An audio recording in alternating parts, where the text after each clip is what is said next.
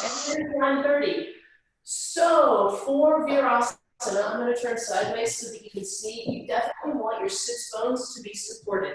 Knees together, feet wide enough apart. See, my feet are wide, so that happy time, our hips come all the way to the floor. Our heels will be on the outside of the hips. Mine don't quite come today, so I'm taking a little piece of folded blanket so that I'll have something to really press my sits bones into. You can also take a sideways brick. Be sure to use it long ways so that both of your sits bones will be on it, or 2 bricks, whatever kind of support you need, so that your sits bones can press firmly into something.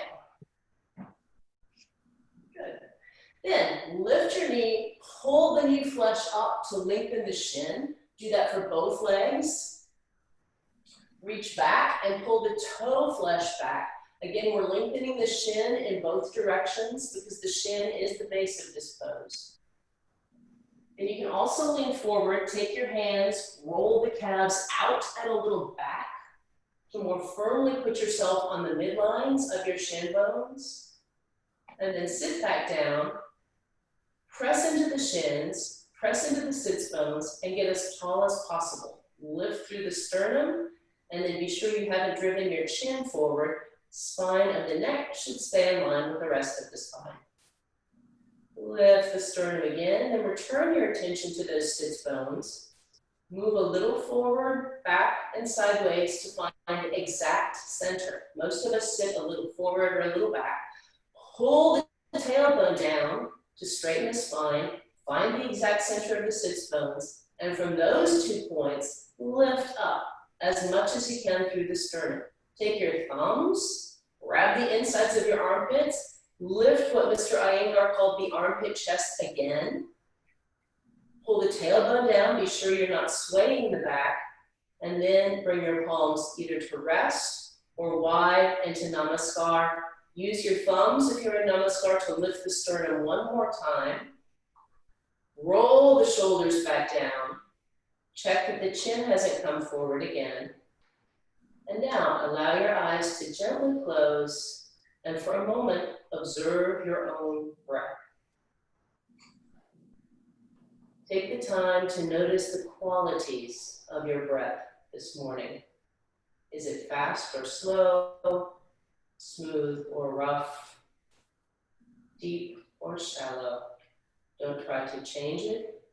Simply observe and allow that observation to draw your awareness inward toward the realm of yoga. If you have glasses, remove them so that your temples can be soft.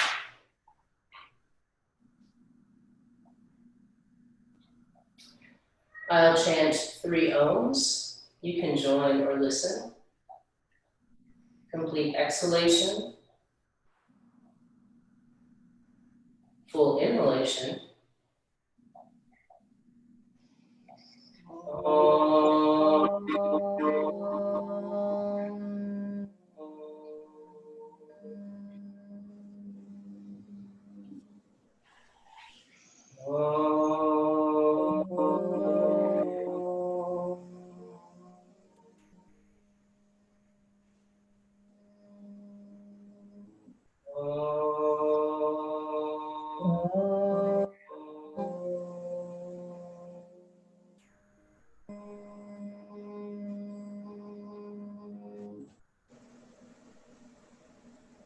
Re-lift your sternum.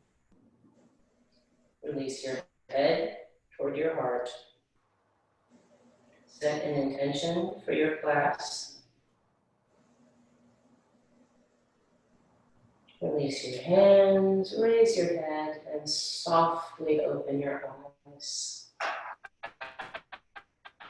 If you have glasses, you can put them back on. We're going to stay in Virasana for just a moment. It is forward bend week, and so for forward bends, we need length in the spine and openness in the hips and openness in the armpits.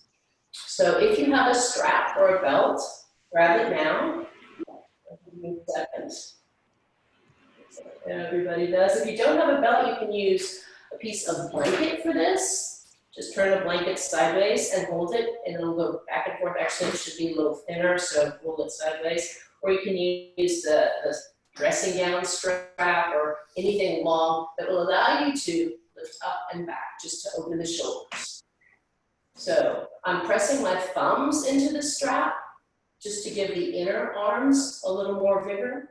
And I'm lifting up, I'm keeping the elbows perfectly straight and continuing to press those sits bones down and roll my trapezius muscles down away from the head as I come up and back.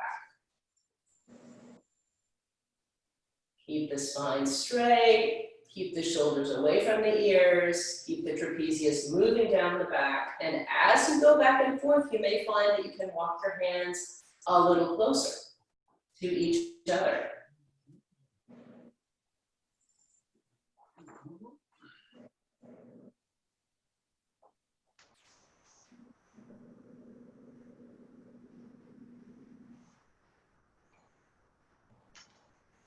And then side to side. This one you can just hold the strap on your fists. You don't need to use the thumb because it doesn't do the same thing for the inner arms. This is really a side rib stretch. So open the side ribs all the way to the ceiling. Straighten that elbow if you can. Take your hands further apart on the strap if that's possible. Good. Yes. Straighten the arms. Open the armpits. And then the other side. Oh my goodness, that is not a good idea. Sorry, I forgot to mute my thumb. I was sitting right there though. Second side, open the armpits. Open the side ribs to the ceiling. Get long, one more time on each side. Open the armpits, straight elbows. Side two, open the armpits, straight elbows. And then release. One more shoulder opener, arms straight out in front. Pull the arms back into the shoulder sockets and link the two thumbs. My arms are perfectly straight and I'm pulling away with my thumbs even as I ground my shoulders back into their sockets. Then I press my sits bones down again and raise the arms. Straight elbows, and then I reach up through my ring fingers to get as long in the side ribs as possible. Press back down with my sits bones. Make sure that that tailbone is going straight down. Don't allow the lower back to arch. And get as long as you can. Then see if it's possible to move your arms any amount behind the ears. One more breath, get long. As you come down, notice which thumb is on top because we're going to cross and do the second cross. So look at your thumbs, recross the second way. Press into the sits bones, move the upper arms back into the shoulder sockets, and one more time, raise the hands and extend. Up through the ring fingers, down through the sits bones, and get as long as you can in the torso and side ribs. One more breath. Can you move the hands any amount behind the ears? Get long and release. To come out of your asana, since you've been sitting here for a while, remove your support, come to hands and knees, cross one shin over the other, and as you sit back, swing your legs out into Dandasana. Press the knees down, take your hands, palms down under the knees, and press the backs of the knees into the tops of the hands. That clears any discomfort from those knee joints that you might have gotten in Virasana. So press. Good. All right, take the support you need for Dandasana. And by that, actually, I'm going to get up and meet y'all because I forgot to do that at the very beginning. My bad. Participants. There. If you need to say something, feel free to unmute yourself, but I'm muting you now so that we won't get strange noises. Okay, so what I mean by the support that you need, if you're sitting sideways and your back doesn't stay straight, if it rounds, then you need to take a folded blanket or some sort of support under your sits bones so that your lower back is perfectly straight up and down. You don't want it to curve out because that puts too much pressure on that spine. So come to your Dandasana with whatever support you need. Check your lower back to be sure that it is straight up and down. Move your sits bones back, the flush under your sits bones back so that the bones can press into the floor or their support. Good. Take your fingertips behind you to lift the sternum.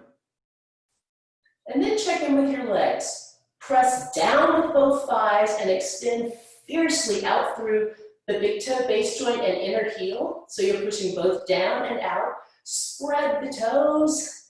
Lively up those toes. That helps engage all of the muscles in the leg. And as you're pressing down and extending out, come back to the sternum. Lift it. Be sure that you are really engaging the legs and swing the arms up into Urdhva Hastasana. This is harder than it looks. Press the legs, extend out through the big toe base joints, straighten the elbows, and last piece of the puzzle, roll those trapezius muscles down and away from the neck. The arms are extending up, but you don't want to squinch the shoulders. You want to keep the trapezius rolling down to keep the neck clear. One more breath, get even longer in the arms. And release. And come to hands and knees for our first Adho Mukha Svanasana, downward facing dog of the day.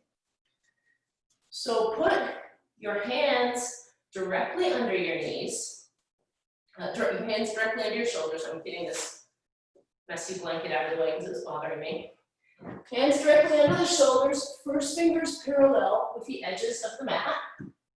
Knees a little behind the hips. Roll the upper arms from the inside out this direction so that your elbows, the eyes of your elbows face your computer screen or whatever's in front of you. Good, most of you are facing front. So roll those shoulders, then draw those trapezius muscles away from the neck again. Tuck your toes under. As you push up, keep your knees a little bent. So press up, press the first finger and thumb base joint, elbows perfectly straight, but knees bent as you drive the sits bones to the ceiling. Come up on your toes, push through those shoulders, roll the upper arms again, stretch the sternum bones to the thumbs, and then slowly straighten the knees. Heels are still up, you're on your tippy toes, reaching the sits bones for the ceiling. Now allow the head to release.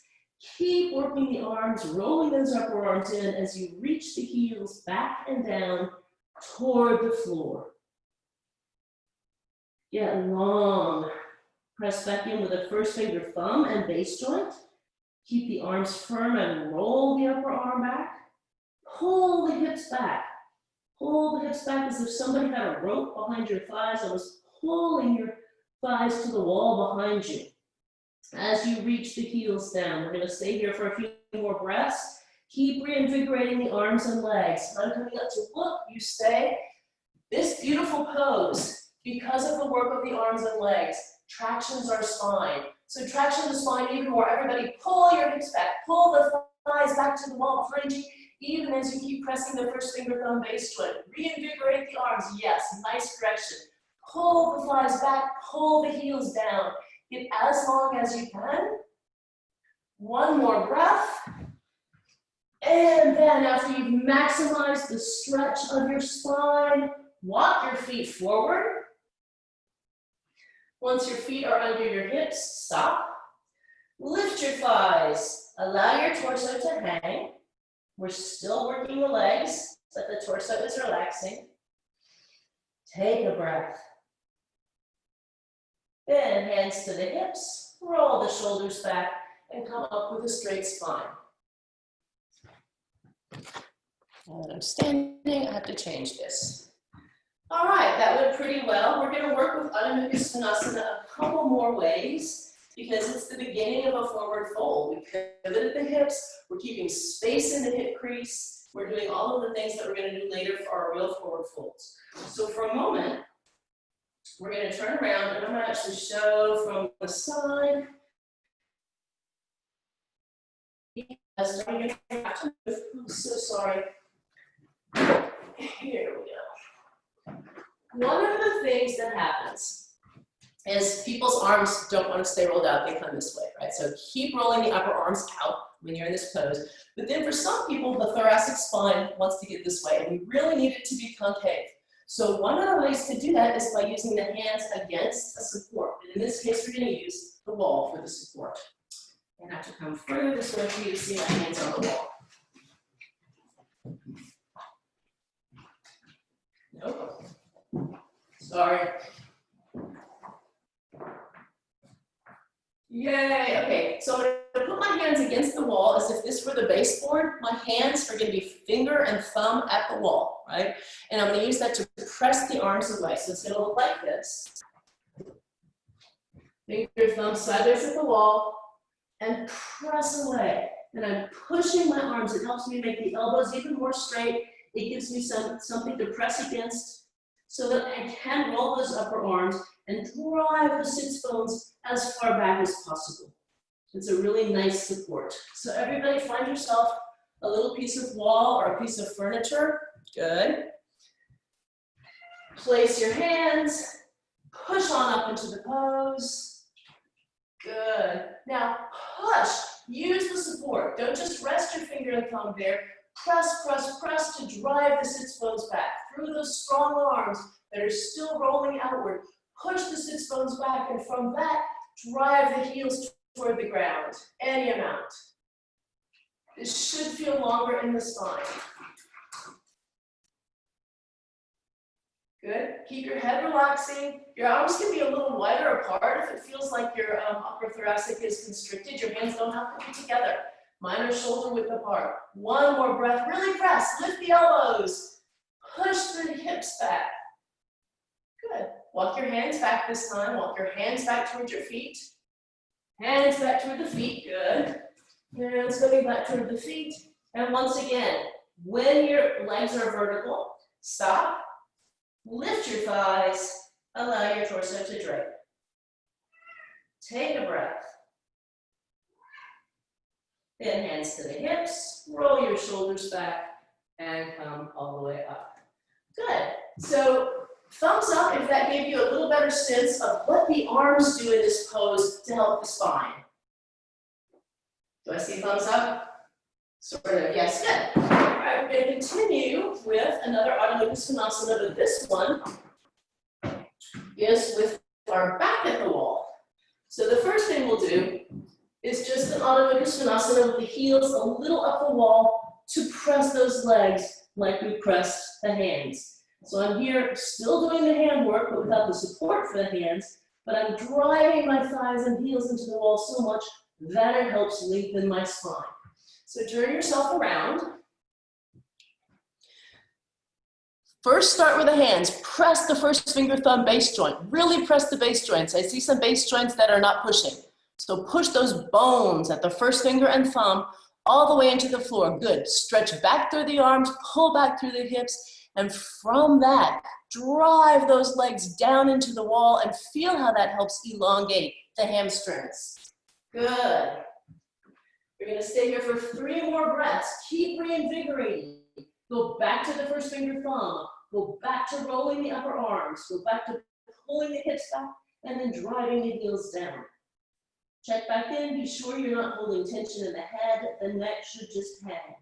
But traction in your spine with your strong arms and legs. One more slow breath. Maximum effort in the arms and legs. And then once again, walk your feet forward.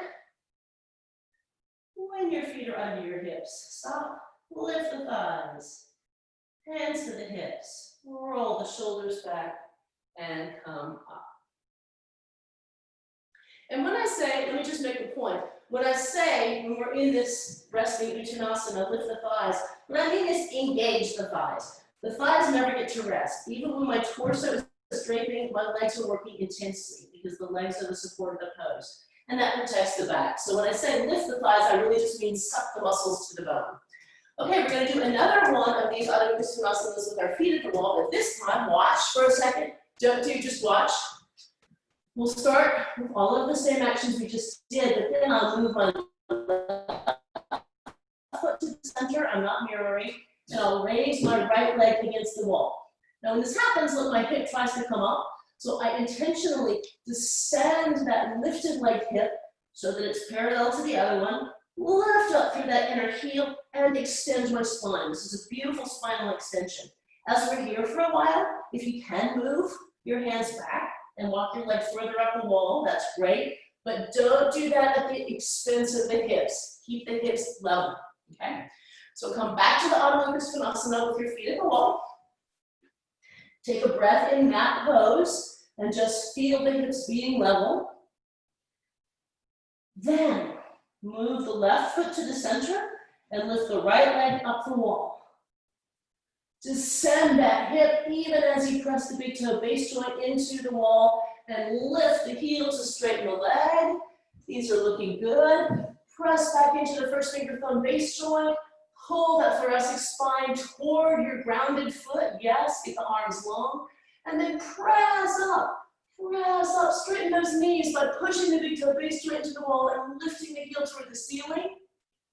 One more breath, get as long as possible. If you can walk the hands in to challenge yourself safely, then see about that and walk the foot further up the wall. If not, stay where you are. If you need to come down and rest, come down and rest. If you have one more breath in you, extend. First finger and thumb base joint to the heel, yes. And now just come down to child's pose.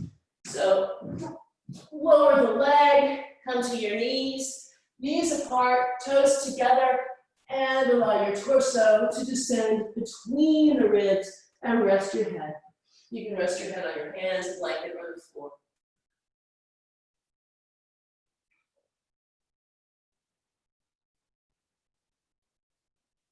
Beautiful, we have a second side, so come back up.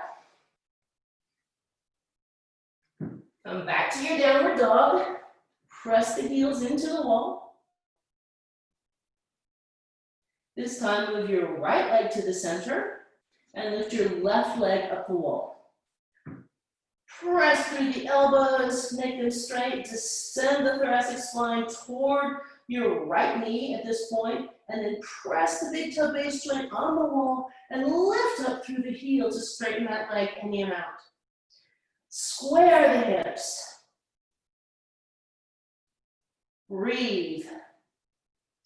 If it's available to you, you can walk your hands back and lift the leg further up the wall, but always be sure to re-square the hips and re-straighten the knee after movement. Extend. Feel the legs moving away from the groin in two separate directions. Draw the thoracic spine back toward the knee. One more breath. And then all the way down, toes together, knees apart. Resting. Adho Mukha Virasana, child's pose.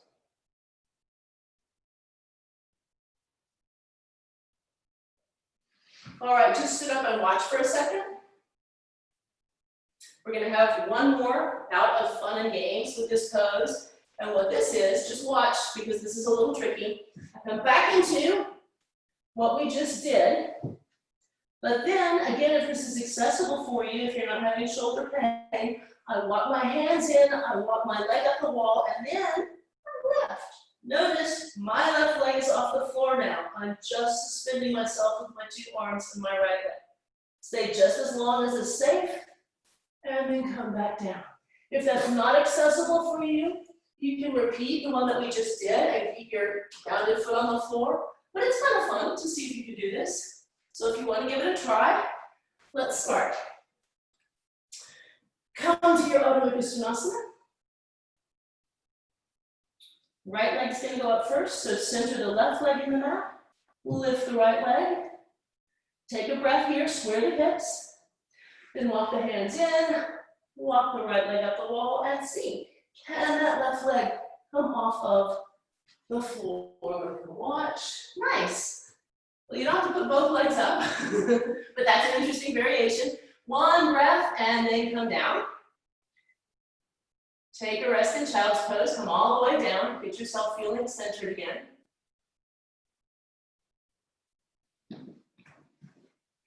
Good. Second side. So come to your Uttanasana.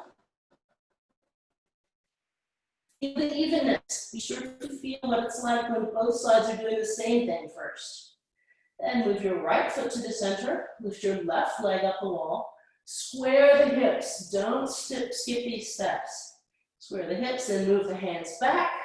Left leg up and see. Can you, for a moment, go aloft in that right foot. It's definitely easier for me on one side than the other. Take a breath. And then, when you've had enough, come down and take a resting child's pose. That went well. That's kind of fun, isn't it?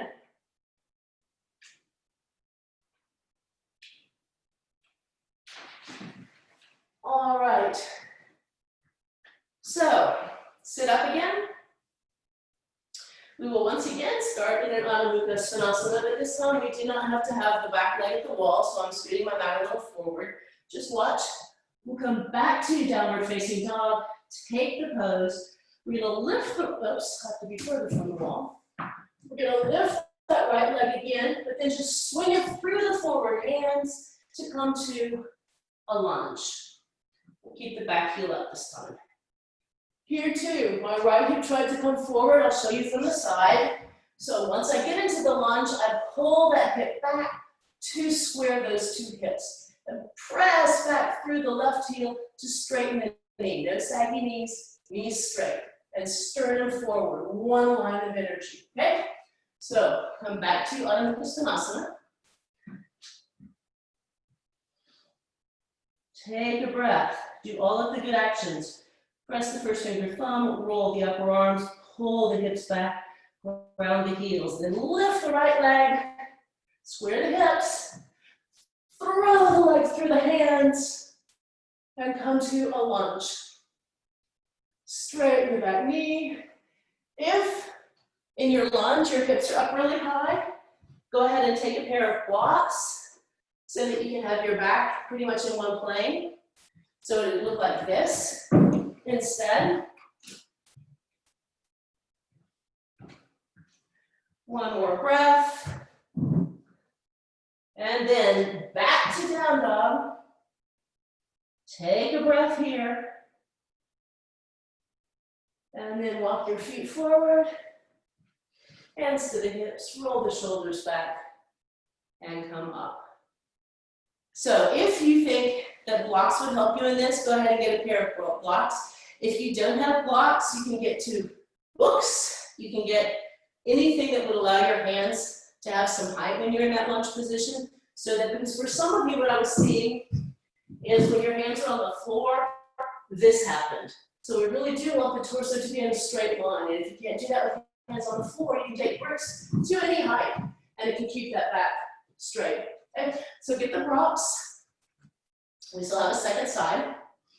Also, if when you lift the leg up, it doesn't come all the way through, it gets stuck here, that's fine. Swing it as far as you can, and then just walk it forward so that you come into a full lunge. Okay?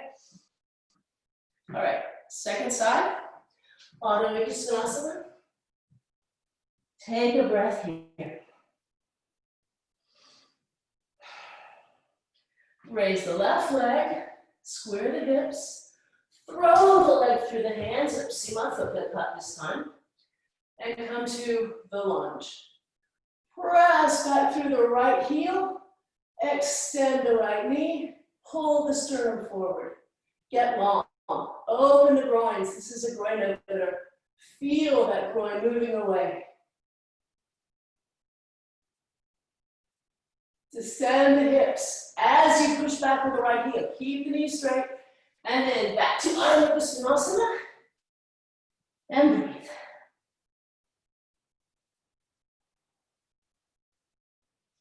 Walk the feet forward.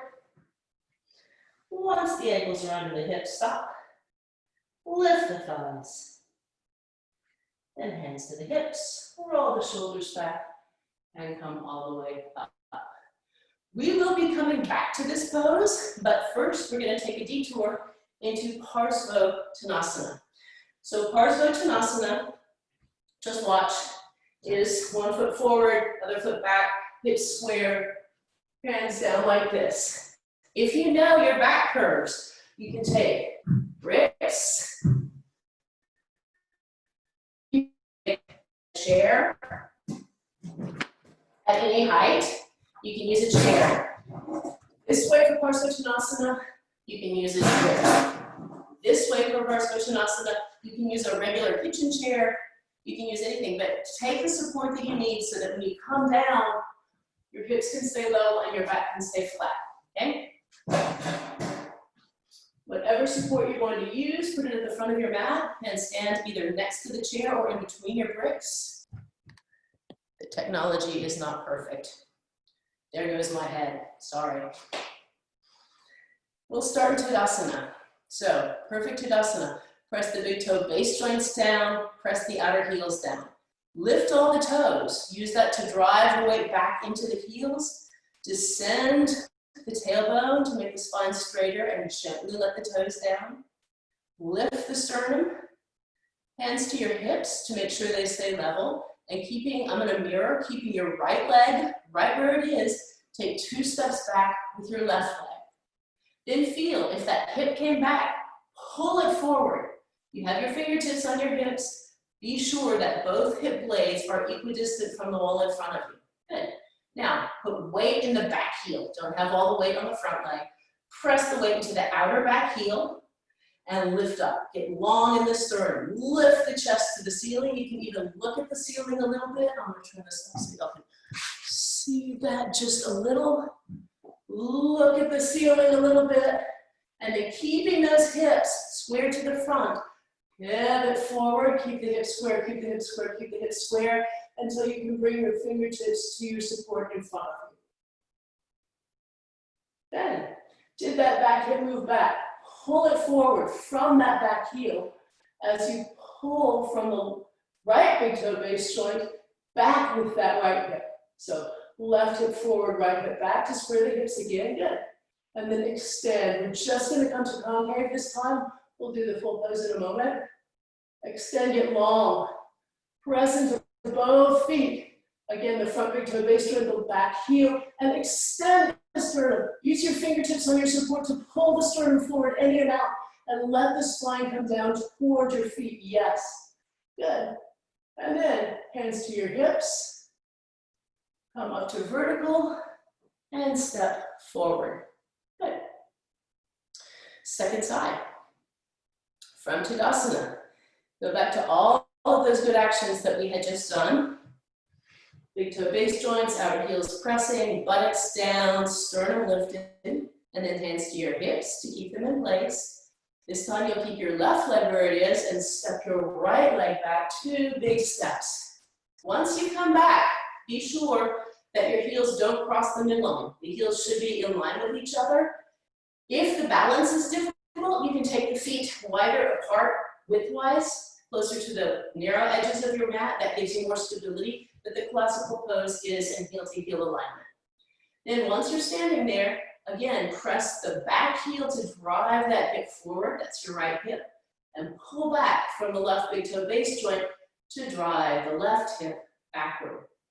Once the hips are level, lift the sternum, look up.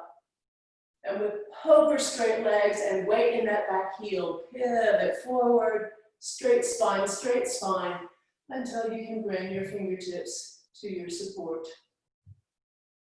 From here, replace the weight in the back heel, and then extend the sternum forward, get long. The legs are working to their maximum. Both legs are turning slightly inward. So from the back heel, you're rotating a little inward and pulling that hip back. From the front heel, from the front big toe base joint, you're pulling the hip back, and that automatically rotates the thigh inward. And extend the spine away. One more extension, get longer in the spine. I see a couple of spines that are puffing up just a little. Descend the spine, make it long. And then hands to the hips, stand up, and step forward. That went well. Show of thumbs. How is everybody's low back? Is anybody having trouble? Thumbs down if your back is hurting you. I see no thumbs down. If something starts hurting, do turn on your mic and let me know. So we're going to take the full pose this time, and the full pose, after the concave phase, gives us the ability to descend. I'm extending my spine over the front leg as I descend. And come to your maximum. If this is your maximum, that's fine. Keep the hips level. Keep the legs working. That protects the back. Keep extending all the way down. And again, listen to your body. So, from Tadasana, you'll keep your right leg where it is. Step your left leg back. Re-square the hips by pressing into that left outer heel and driving the hip forward, pushing into the right big toe base joint and sucking that hip backward. Hands on the hips, lift the sternum. Get concave. Open that front chest and pivot forward. We're coming to the same position we did last time. Fingertips to the bricks, and take a moment in the concave phase to extend the spine, get long. Once you have your length, re-press into the back outer heel, re-pull back from the front big toe base joint, and don't think about coming down, think about coming out. Extend the spine to get long. Extend the spine to get long. With every movement, check back in to be sure your hips are still level and your legs are still working, as you can bring your arms lower as you extend the spine down. Once you're in your maximum position, reinvigorate the legs if they wavered at all. Press into the back heel, pull back from the front big toe base joint, and let the head totally relax. Shoulders away from the neck. One more breath here. Extend.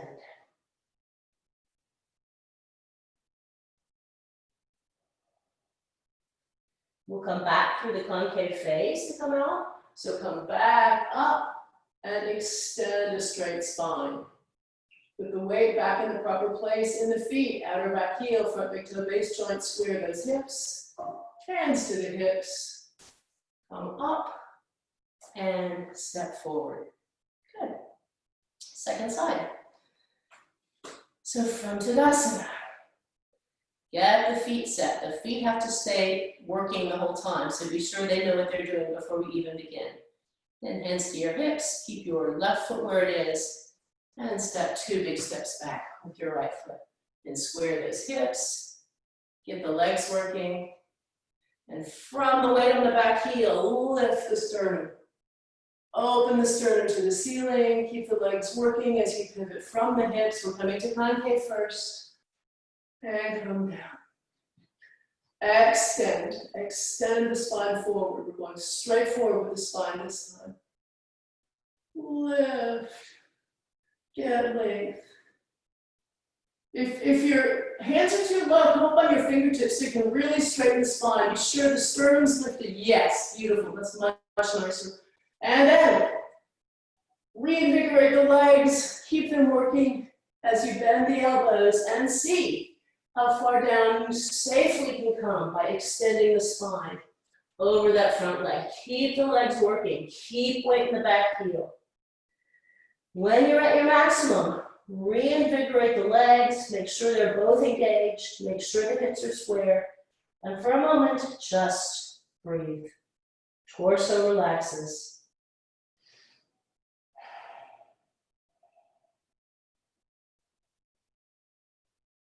Press into the back heel and the big toe base joint. Enjoy the stretch. We're coming out through concave. So come back to your support. Extend your spine. Re-square your hips. Hands to the hips. Roll the shoulders back. Come all the way up and step together. Nice. Let's take a resting Uttanasana, so feet as wide as the mat. You still have your support in front of you, so lift the knees, press the big toe base joints and outer heels. Keep the legs working as you fold forward, and either rest your hands on support, or you can cross your elbows, whichever is most comfortable for you. So the torso and head are totally relaxed, but they're hanging. Legs are working, torso and head are hanging. This is just a resting Uttanasana. Resting Uttanasana. Keep pressing your outer heels, keep lifting the thighs. All of those actions protect the back.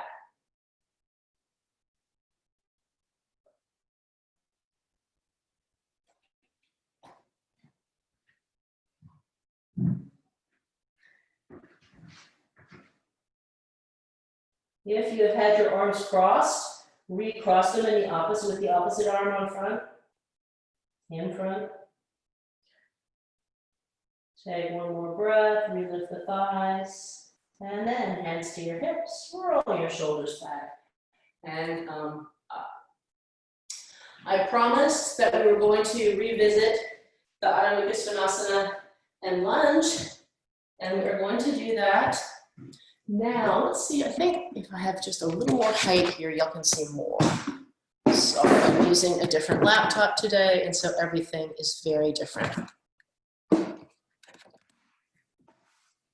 Yeah. All right, so just watch. We're going to start again in our Uttanasana. I'm going to lift my leg, swing it through to that lunge. I'm going to take the lunge. I'm going to square the hips here. I'm going to roll that back heel down and be sure my two heels are in line. And then from this position, I straighten my front leg and come back into the Prasarita. Into concave, and we come up just the same way. Okay, so we're starting in Uttanasana. Darn it, my head's cut off again. Not that y'all need to see my face, but. So downward facing dog, with enough room so that you can extend your leg out behind you without hitting your wall. Take a breath in, down dog. Do all of the actions. Press the first finger and thumb base joint, roll the upper arms, pull the hips back. Then lift the right leg behind you, keeping the hips square. Throw that leg, which I'm not mirroring, I'm now mirroring. Throw that leg forward. We're in the lunge. Take a moment in the lunge. Lift up, you're on your fingertips, you're on bricks, you're on whatever height you need for a straight spine. Descend the hips. Pull back with your left heel. Really open that groin. So we're in the lunge, just the lunge right now. So hips down, hips down, hips down. Bend the front knee, hips down. Good. And now, whatever support you needed last time for your Prasarita, keep it as you move that left heel down to the ground and then slowly straighten the right leg. The hips may have gone askew, re-square them here, and take a breath. For me, this is a deeper Prasarita than my first one was. Keep pressing into the back heel to drive that back hip forward. Keep pulling from the front big toe base joint of the right foot back through its heel. One more breath. And then all the way up to concave. Hands to the hips. Step up. I'm a little far here, so I'm going to take 2 steps in. And Dandasana. How did that go? Thumbs up, thumbs down? Some thumbs up. It does help you get into a deeper Prasarita, doesn't it? The lunge, there's something about slinging the foot in the lunge. Good. Second side. So, from Uttanasana, downward facing dog, get all of the actions. Press the first finger and thumb, roll the upper arms, hips back, press the heels. This time, lift your left leg, I'm not mirroring, I am mirroring. Lift your left leg and swing it through. Scoot it forward if you need to. Take a moment in the lunge. Descend the hips. Square the hips by pulling back from your left big toe base joint through that hip and pressing through your right big toe base joint. Then allow your right heel to come down. Square the hips. Take a breath and extend the spine. And then slowly straighten your left knee. And allow the torso to drape over it. Re-square the hips if they came askew. Work the legs to their max as you just let the torso drape. Breathe. Enjoy the pose.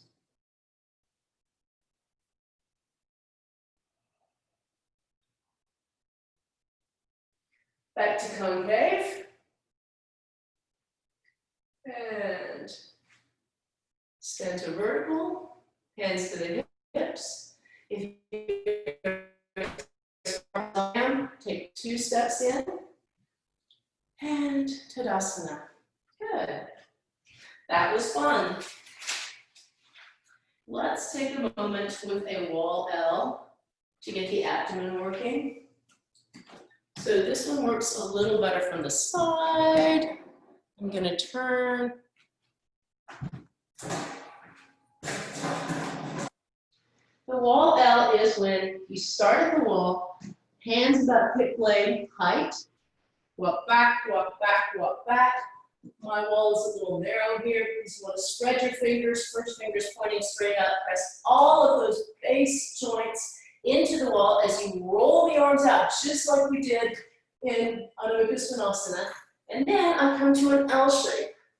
I'm a little high, make sure the pelvis is level, and then watch my hips. My hips and my torso are shrinking, so I pull my hips back. I'm getting as much length in the torso as I can by pulling the hips back. I hope that was visible. Big toe base joints and outer heels are pressing into the floor mightily. My legs are totally engaged, all of the muscles lifting and sucking toward the bone to help those hips move back. And this should give me a nice concavity in the thoracic. My thoracic spine descends even as my hips pull away. To come out, you just bend your elbows and walk forward. So let's give that a try. Everybody find a little piece of wall space. I have a question. Yes. So when you're saying, like even for downward dog, roll your arms out. Yes. So are you turning it? Are you rolling them out so you're turning the elbows out, or? The elbows turn out a little, not as much. When we do it when we're on hands and knees, the eyes of the elbows really move. When we're in the pose, they can't move that much, but it's the same feeling. Because what we're aiming at, it's not the eyes of the elbows, we're aiming to keep this externally rotated. And that gives breadth across the chest, that's the whole point. So your elbows won't really move that much because they're doing things with the muscles, but it's that feeling as if you could turn them. Does that help? Gotcha. Yep, definitely. That's what I was doing. I just wanted to confirm, so. Yeah. Okay. All right, find a piece of wall. Good, and it's hands at hip level. There's no good way to do this where y'all can see, is there? So find that hip level, and then back away, back away, back away, back away, and when your arms are straight, look down to see if it looks like your ankles are right under your hips. I'm gonna look to see if that's true also. Because, some of you are in strange angles I can't even see. So Marsha can move your feet a little forward. Some of you I can't see. Uma can move your feet a little forward. Uma, can you walk your feet just a little forward? Uma? And I can't see all of you. Good. Now everybody press all of the knuckles of your arms. Really engage the arms. Do that external rotation of those upper arms. And pull your hips back as if they could reach the wall behind you. I want to see your torsos get long. So pull the hips back, as if somebody were behind you, pulling those hips, really pulling the hips. Feel it, you should feel it in your rib cage, you should feel it in your spine, you should feel that entire torso reach back to the wall behind you as you pull the hips back. Can everybody feel length? You don't have to say it, well, you can't show me because you don't have thumbs. Get long, get long, get long. Get long, get long, get long. Does this feel like the Dandasana and Urdhva Hastasana that we did at the very beginning of class? It should. And if it doesn't, pull the hips back more. And then to come out, just walk forward, bend your elbows, walk forward, bend your elbows. Did that give you the Dandasana feeling? It's the same pose. It's the same L-shaped pose. Good. All right. Now with that feeling, we are going to do some Navasana, boat poses. So we're coming back down to the floor on our mat.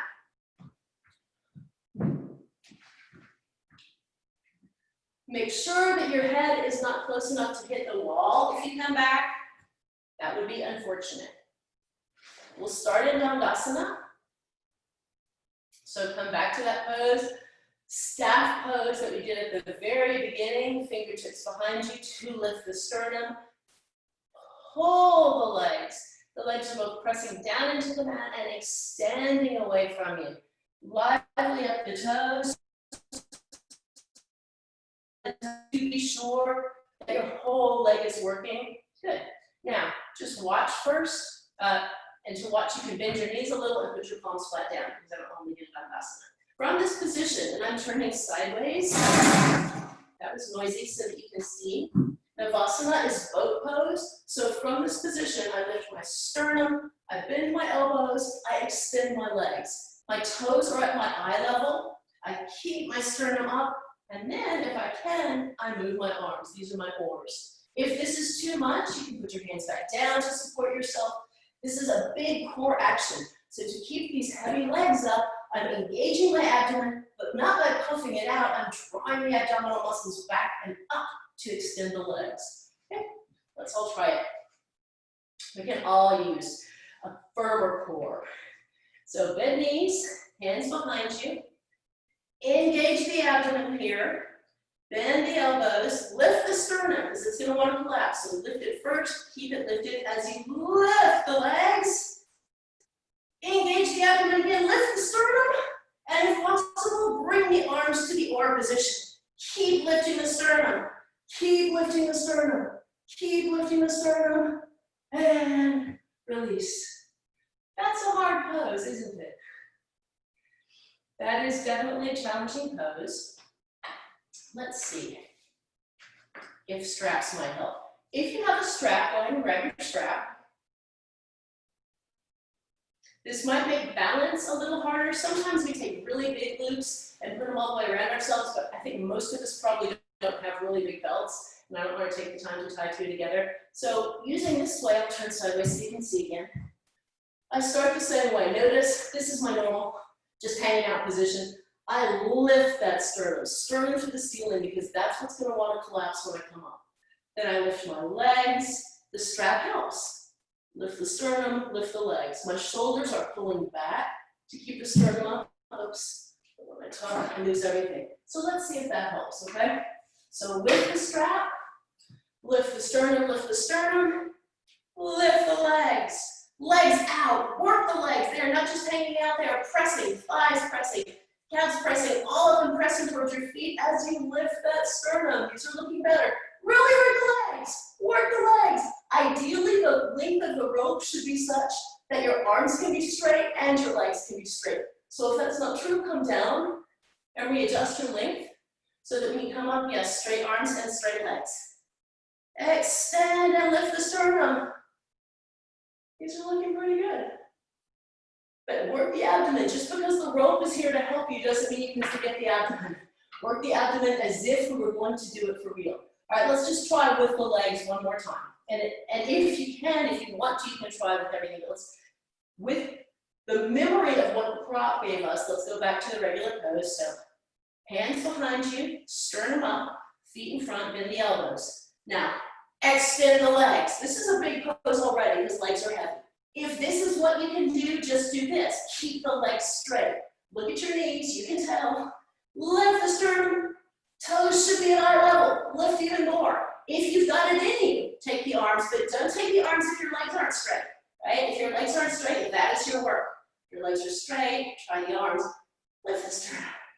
And release. Oh, that was fun. That'll get you going for the weekend. Everybody comes down. Take one more, Uttanasana. Toes at Virasana, toes together, knees apart, and just come down and rest your forehead.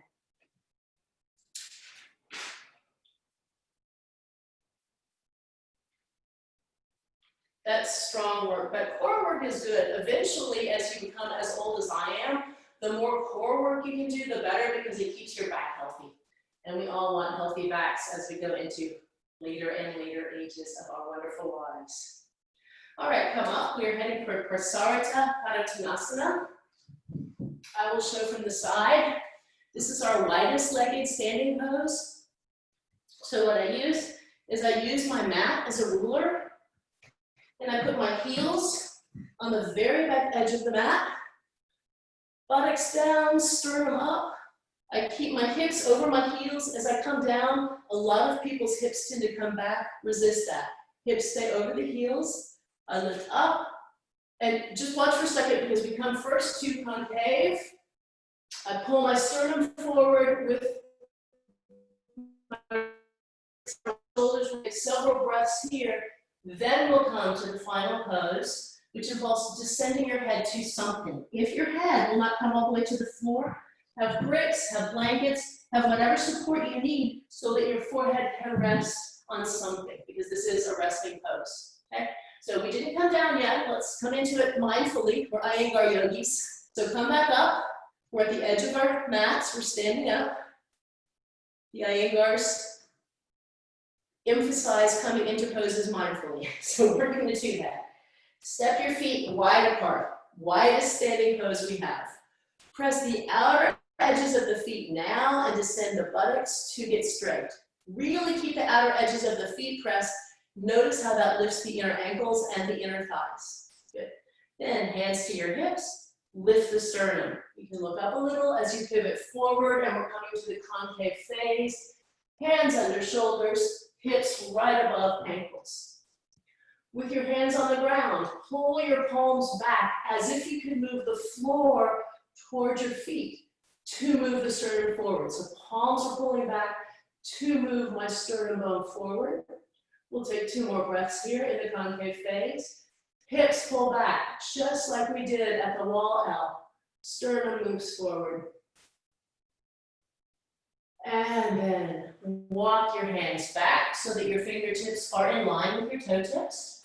Bend your elbows and bring your head to the floor. Your back can round in this pose. This is one of the few poses in which we really do round the back. But keep the legs working. Press into the outer heels. Feel how that continues to lift the inner ankles and inner thighs. The torso is soft, but the shoulders are moving away from the ears. Don't let your neck get crunched. Shoulders up. Press the heels down. And quiet your mind. Focus here on pressing the heels, lifting the shoulders, and observing your breath.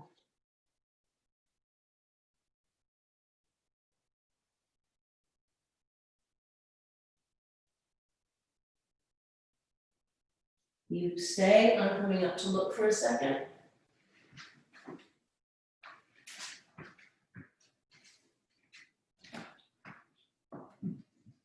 These are looking good. If your knees are bent, press the outer heels, lift the inner thighs, straighten the knees. If you have to raise the head to straighten those knees, that's fine. If this is too much on your inner groin, heel toe your feet closer together. Don't get yourself inner groin pain. This is a big stretch if you're not used to it. 2 more breaths. Reinvigorate those outer heels. Re-lift the shoulders away from the head.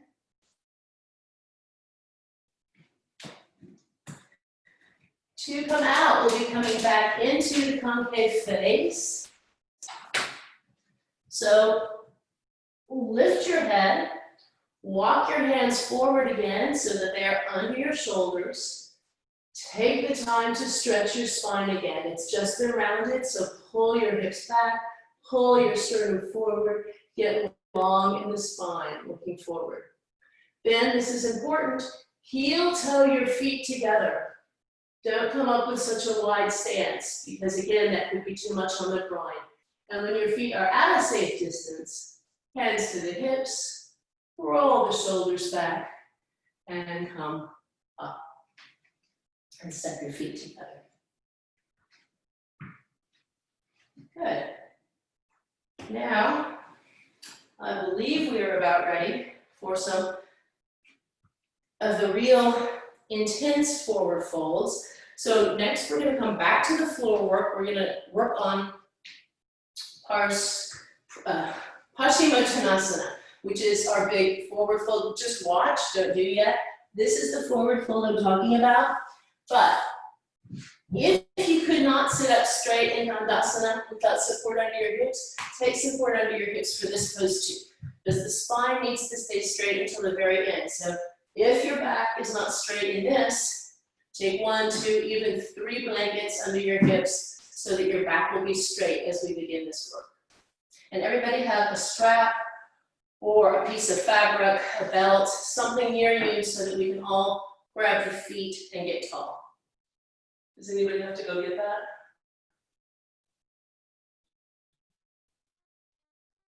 I see the top of somebody's head. Hi. Perfect. All right, so again, drop the belt for a second. Clear the buttock flesh. Press the thighs down. Fingertips behind the hips. Lift the sternum. We'll take our real Dandasana. So we're not slopping through it. Press the thighs. Extend the legs. Spread the toes. Dandasana. Then take your strap. Here too, your arms should be straight and your legs should be straight. So get the correct distance of your hands on the strap so that you can use that strap to lift the sternum up. My spine is perpendicular to the floor. My arms and legs are straight and legs are massively engaged. I'm pushing down and still pushing out. The legs aren't just hanging out, they are working. So lift the spine. Good. I'm going to turn sideways so that you can see my spine. Keep lifting the spine and walk your hands a little forward. See, my back is still straight. If your back rounds, that's as far as you come. So pay a lot of attention to how your back feels. If you come to, even if it's just here and your back starts rounding, stay there. Stay there and work on straightening the spine again. That's your work. But if you can walk forward, keep walking forward. Now the trick to this, the trick to keeping backs safe and hamstrings safe in this is continuing to work the legs. My legs have not let up. The thighs are pressing down and extending. The muscles are completely sucked into the bone. So keep working the thighs as you move your hands closer down the rope. Keep extending the spine. When you have come to your maximum with an extended spine, again, if you can keep the spine straight to the maximum, then reinvigorate the legs, bend the elbows, and allow the torso to drape forward. You can take a brick or blankets and put them on your shin or in front of you so that your forehead will have something to rest on. Do not let the legs rest. The legs keep working, even in this pose. So even when you're fully forward, keep the legs pressing down and out, but allow the torso and head to be soft. Work the legs. Release the torso with each out breath. We will abide here. If it becomes impossible for you to come back to the concave phase, if your back starts feeling bad, come out. If it feels dangerous in your hamstrings, come out. But if you can, work deeper into the pose with each exhalation. Keep working the legs. Lift your elbows and move them away from each other. Feel how that keeps the thoracic spine in.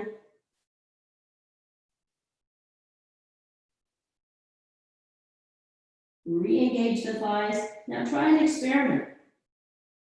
Pull the thigh muscles, just without your hands, just with the muscles, up from your knees towards your sits bones.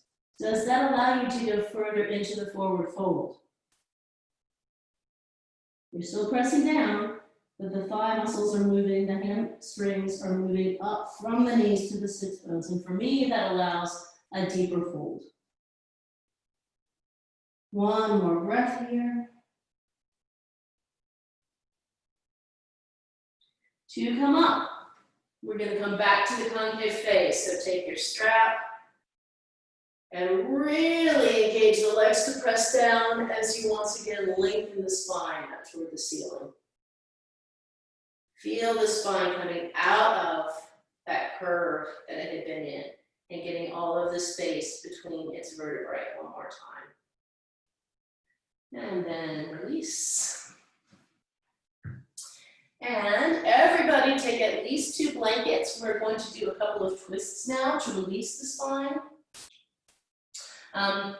So I take book folded blankets. For some reason, even though I live alone, this blanket's folded wrong. That is interesting. I'm not even going to try this one. Hang on. So book folded blanket is like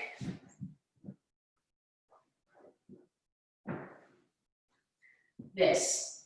So it's a nice tight fold, and I take the folded edge and it points toward my feet so that it gives me a nice edge for my sits bones. I'm going to take 2 of those blankets. If you need more, that's fine. And I'm going to sit here in Dandasana. You're going to try to do first, Prasarita. Good. So let's Move Shavasana 1. It's a nice open twist. Fingertips behind you, press the thighs down, lift the sternum up. We're twisting to your right, which is that way. Hang on, I have to get all of my everything backwards. So take your left leg, take your hands behind the knees, literally use the strength of your arms to bend the knee. That keeps the groin soft. Don't use the leg muscle, and then with the foot in as close to the sits bone as possible. It shouldn't be in the middle, it should be a little to your left because it's going to be in front of its sits bone. Then hold your shin, keep pressing your right thigh down and out, and lift. Get long in the spine. Good. Now continuing to keep the extended leg firm, do Urdhva Good. Right hand to the blankets behind you or to the floor or a brick or some kind of support. I've got short arms, so I like bricks. And with that left arm, dive it in front of your bent knee and use the lever of the bent arm against the bent knee to rotate to your right. Okay, so you're pressing the arm against the knee and the knee against the arm. Keep the torso as upright as possible. Keep paying attention to that right thigh pressing down and extending out. Big toe base joint extends out, toes still spread. And one more time, rotate.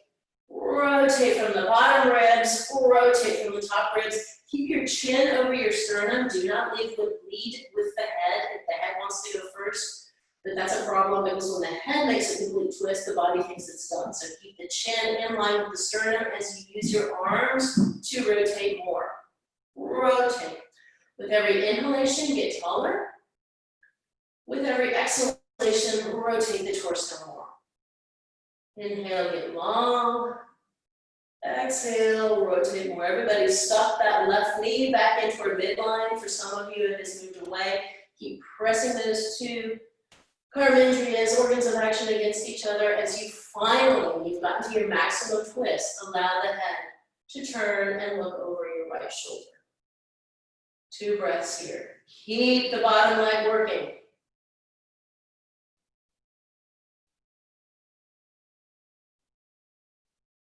And release.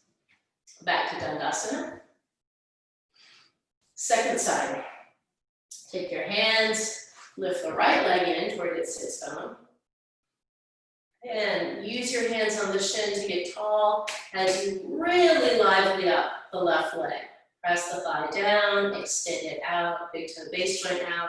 Keep those toes pointing straight to the ceiling. Don't let them wiggle out. And Urdhva keep the spine long. Left arm this time comes down to support behind you as you dive the right arm in front of the right knee. I actually have to move my abdominal flesh out of the way sometimes to get a really better twist. So if you've got as much abdominal flesh as I do, feel free to do that. And then straighten the torso and press the arm against the bent knee and the knee against the arm as you use both of your arms to twist your torso even more to the side. Rotate the bottom ribs, rotate the middle ribs, keep the chin in line with the sternum, turn it even more, press the arm against the knee, keep the knee hugging into our midline. And then inhale, get taller, exhale, push more. If your arm is not working, the bent arm, you're not doing the pose. Push the arm and push the leg. Use those to move the torso. You're really levering yourself around. And then inhale, get maximum tall. And exhale, allow the head to finally turn over the left shoulder. Spread the collarbones. Keep the whole torso twisting. One more breath here. Check back in with the bottom leg. Are the toes still pointed straight up? Is the thigh still engaged? And release. Dandasana again. So that was the open Marichiasana. Just for grins, let's try the closed Marichiasana. So again, we're going to turn to your right. This time, pick up your right leg. So it's backwards of what we did last time. This one's a little trickier. So liven up the bottom leg, toes straight up, thigh down, Urdhva, right? And then right arm behind you, and I have to move my abdominal flesh, and I have to move your right knee into the midline so that I can dive the opposite arm This, in your case, over the outside of the knee. See, that's a big twist already. And then I use my arms to rotate. So this time it's crossing the body.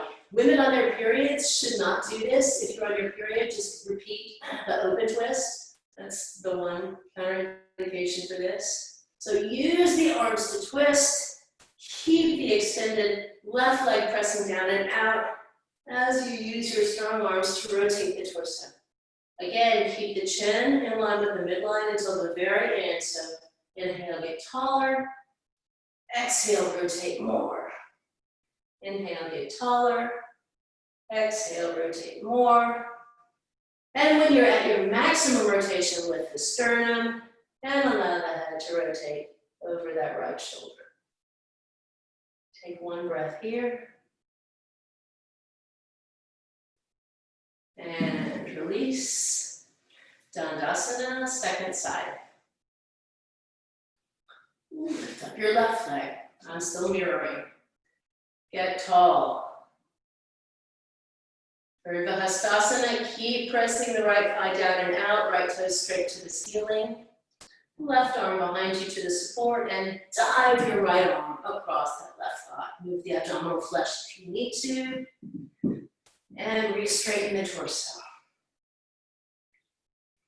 Pressing with both arms, rotate the torso. Keeping the right thigh pressing, extending, toes straight up.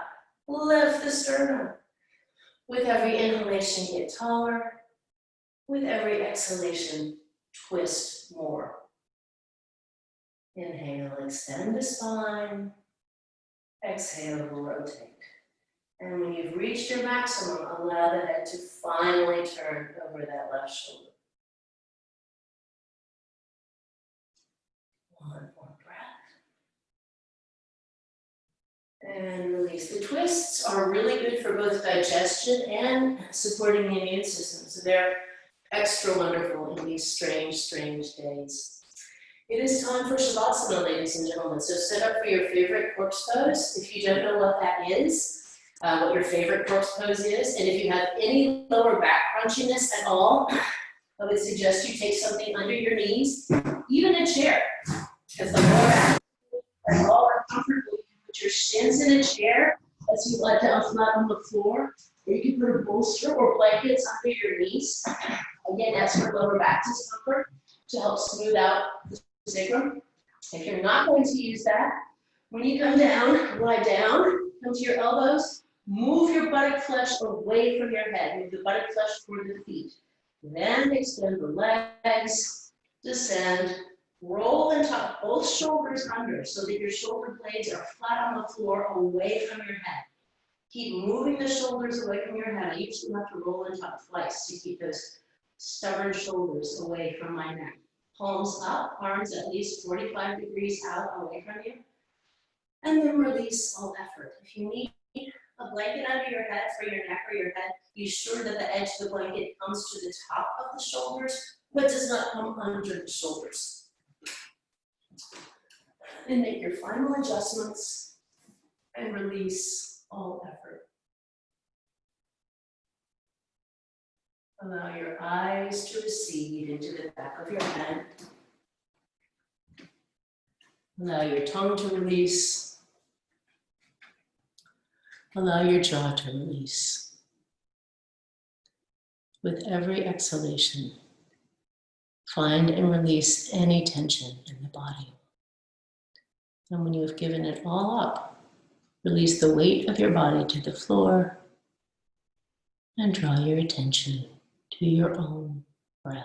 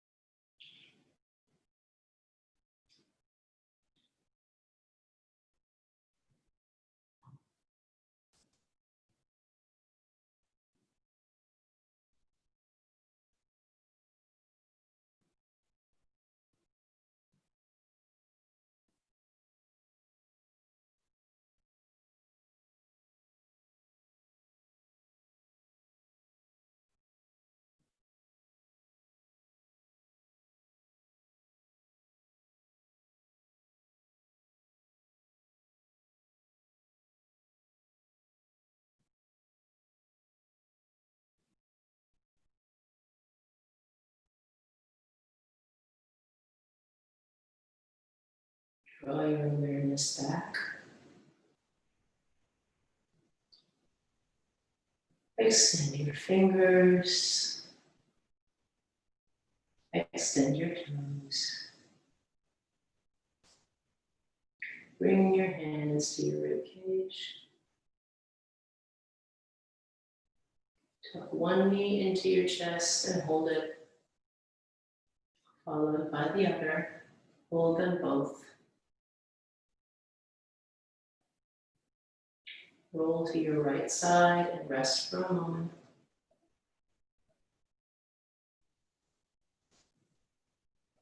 When you're ready, head last.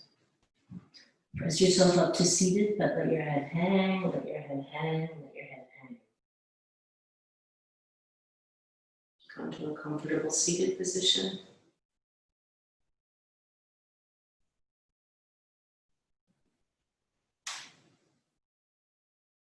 We'll pay our respects to the practice.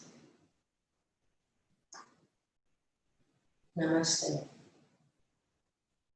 Thank you all for sharing your Saturday morning with me. I'll unmute you now in case anybody has any questions.